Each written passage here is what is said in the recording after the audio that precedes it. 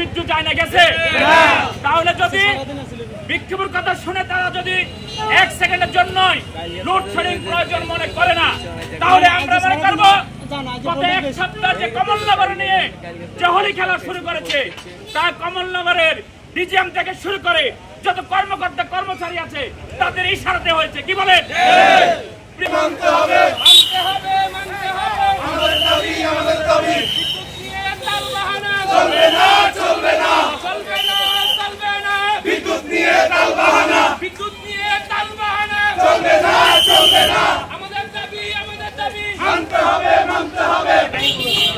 প্রিয় উপস্থিতি, আসলে আমরা প্রতিবাদ মিছিল করেছি, বিক্ষোভ করেছি। বিক্ষোভ পরবর্তী আমাদের যে সমাবেশ, এই সমাবেশে ইতিপূর্বে আমার পূর্বের বক্তাগণ অবশ্যই অনেক গুরুত্বপূর্ণ বক্তব্য দিয়েছেন। ইতিপূর্বে আশা করি প্রশাসনের গোয়েন্দা সংস্থার মাধ্যমে সরকারের ঊর্ধ্বতন কর্তৃপক্ষের নিকট আমাদের এই বার্তা পৌঁছে গিয়েছে এবং পৌঁছবে বলে আমি বিশ্বাস করি। প্রিয় উপস্থিতি, আপনারা অবশ্যই ইতিপূর্বে দেখেছেন গত বুধবার থেকে কমলনগরে একটানা বিদ্যুৎ ছিল না। আমরা বিদ্যুতে অন্ধকারাচ্ছন্ন আমাদের কমলনগর ছিল, কিন্তু গতকালকে আমি লক্ষ্মীপুর যে কোনো এক কারণে লক্ষ্মীপুর যাওয়ার পর যখন দেখলাম যে লক্ষ্মীপুরে 1 মিনিটও বিদ্যুৎ যায় নাই, তখন আমি কমলনগরের ডিজিএম মহোদয়কে ফোন করলাম যে কমলনগরে বিদ্যুৎ কী হলো। তিনি ব্যাখ্যা করলেন যে লক্ষ্মীপুরের জকসিনে একটা গ্রেড হচ্ছে, এই গ্রেডের কারণে আমাদের বিদ্যুৎ সমস্যা। তা আমি বললাম যে লক্ষ্মীপুরে গ্রেড হচ্ছে জকসিনে, এর জন্য কমলনগরের প্রবলেম, কিন্তু আমি তো আজকে লক্ষ্মীপুর ছিলাম, লক্ষ্মীপুরতে 1 সেকেন্ডের জন্য বিদ্যুৎ যায় নাই। তখন উনি নিশ্চুপ হয়ে গেলেন। এরপরে উনি বললেন, কতক্ষণ নিশ্চুপ থেকে উনি বললেন যে ভাই এই লাইন মেরামত করতেছে। ওটারও আমি অ্যান্সার দিলাম, লাইন মেরামত কতক্ষণ লাগে, কতদিন লাগে?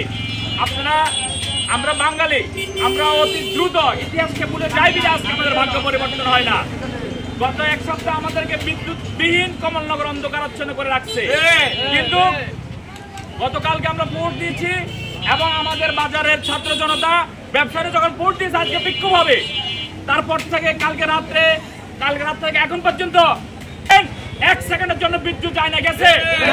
তাহলে যদি বিক্ষোভের কথা শুনে তারা যদি 1 সেকেন্ডের জন্য লোডশেডিং প্রয়োজন মনে করে না, তাহলে আমরা মনে করব গত 1 সপ্তাহ যে কমলনগর নিয়ে যে হোলি খেলা শুরু করেছে, তা কমলনগরের ডিজিএম থেকে শুরু করে যত কর্মকর্তা কর্মচারী আছে তাদের ইশারাতে হয়েছে। কি বলেন?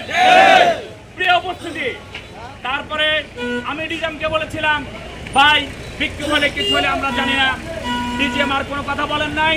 আজকে যখন আমি দুপুরে লাঞ্চের পরে বিরতি গেছিলাম, ডিজিএম মহোদয় আমাকে ফোন দিয়েছিল, ভাই এক সাংবাদিক সাহেব ফোন করেছিল আজকে নাকি বিক্ষোভ হবে।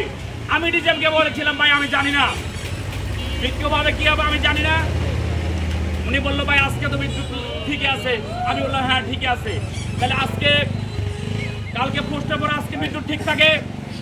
ইন টাইম আমাদের ওসি কমলনগর আমাকে ফোন দিয়েছে যে ভাই এই বিক্ষোভ করে যদি বিদ্যুৎ অফিস কেউ ক্ষতিগ্রস্ত করে, এখানে ধরে আওয়ামী লীগ, যুবলীগ, ছাত্রলীগ ঢুকে, তাহলে এটাই দায়িত্ব কে নেবে?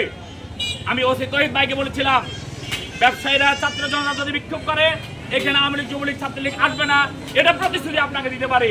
তবে ব্যবসায়ীরা শান্তিপূর্ণ বিক্ষোভ করবে, কিন্তু আপনারা কি শান্তিপূর্ণ বিক্ষোভ করেন নাই? আমরা কমলনগরের মানুষ শান্তিপ্রিয়, আমরা শান্তি চাই। আমাদের এই শান্তকে যদি আপনারা দুর্বলতা মনে করেন, তাহলে অবশ্যই আমার পূর্বের বক্তারা যেভাবে বলেছিলেন, অতীত ভবিষ্যৎ আপনাদের জন্য ভয়াবহ অবস্থান করে। সুতরাং আমি কমলনগর ডিজিএম থেকে শুরু করে বলবো যে কমলনগরের সাব সেন্টার থেকে শুরু করে ওই খাইয়ের চেয়ারম্যানের বাড়ি পর্যন্ত 1 নম্বর ফিডার তথা ভিআইপি লাইন নামে যে বৈষম্য সৃষ্টি করেছিলেন, সে বৈষম্য হয় দূর করবেন। আর নাসের যদি ভিআইপি লাইন অথবা 1 নম্বর ফিডার লাইন চালু করতে হয়, তাহলে কমলনগরের হেডকোয়ার্টার এ হাজিরাট বাজার ভিআইপি লাইনের অন্তর্ভুক্ত করতে হবে। যদি হাজিরাট বাজার 1 নম্বর ফিডার তথা ভিআইপি লাইন অন্তর্ভুক্ত করা না হয়, তাহলে আজকে আপনারা মনে করেন না আমরা সংখ্যায় কম আছি। আজকে আপনারা আমাদেরকে ফোন দিয়ে শান্ত করেছেন, আবার কালকে রাত থেকে নির্বিচ্ছিন্ন 1 সেকেন্ডের জন্য বিদ্যুৎ না দিয়ে আমাদের ব্যবসায়ীকে যে শান্ত রাখছেন, এই শান্ত কমলনগরের ব্যবসায়ীরা থাকবে না, থাকবে। সুতরাং যদি বিএপি লাইন থাকতে হয় আমাদের সে একই দাবি, কমলনগরের হাজিরহাট পর্যন্ত থাকতে হবে। এই কারণে আমরা দাবিদার হাজিরহাট। কি জন্য? যে সরকারের তফসিলকৃত প্রায় 10 থেকে 12টি ব্যাংক হাজিরহাট আসেনি, এবং কমলনগরের যতটুকু আপনারা বিদ্যুৎ বিল আহরণ করেন তার 1/3 বিদ্যুৎ বিলে হাজিরহাটবাসী দেয়, ঠিক কিনা? সুতরাং এই দিক থেকেও আমার হাজিরহাটবাসী 1 নম্বর পিডার তথা বিএপি লাইনের দাবিদার, ঠিক কিনা? আমি সর্বশেষ আমাদের নির্বাহী ক্ষমতার যিনি মালিক কমলনগরের নিয়ম মহোদয়, আপনার কাছে আবেদন করব, আমাদের পল্লী বিদ্যুতের ডিজিএমকে আপনি নির্দেশনা দিন। এই কমলনগরের মানুষ শান্ত ছিল, কমলনগরের মানুষ শান্ত আছে, আমরা এনশিওর করতেছি শান্ত থাকবে ইনশাআল্লাহ, কিন্তু আপনারা এই কমলনগরের মানুষকে অশান্তি করতে দিবেন না। অতএব আমরা আর কথা বাড়াচ্ছি না, আমরা এতটুকু বলবো, আজকে গতকালকে রাত্রে থেকে আজকে পর্যন্ত যদি 1 মিনিটের জন্য বিদ্যুৎ না যায় তাহলে ক্ষণে ক্ষণে নামাজের সময় আমরা নামাজে দাঁড়াইছি, 1 রাকাত গেছে অথবা নিয়ত বেঁধেছি, এই টাইমে কারেন্ট যায় কেন রে ভাই? আপনি যদি কারেন্ট নিতে হয় তাহলে নামাজে 5 মিনিট আগে নেন অথবা 5 মিনিট পরে নেন, আমরা বিকল্প ব্যবস্থা করব, আমরা জেনারেটর ব্যবস্থা করব। আমরা অর্ধেক নামাজ পড়েছি অথবা আমরা নামাজে নিয়ত করেছি, এই মুহূর্তে আপনি আমাদের ধর্ম নিয়ে আপনি হোলি খেলা করতেছেন। অতএব কমলনগরের মানুষ অন্তত স্পর্শকাতর বিষয়ে আপনাকে আর ভবিষ্যতে ছাড় দিবে না, ঠিক কিনা?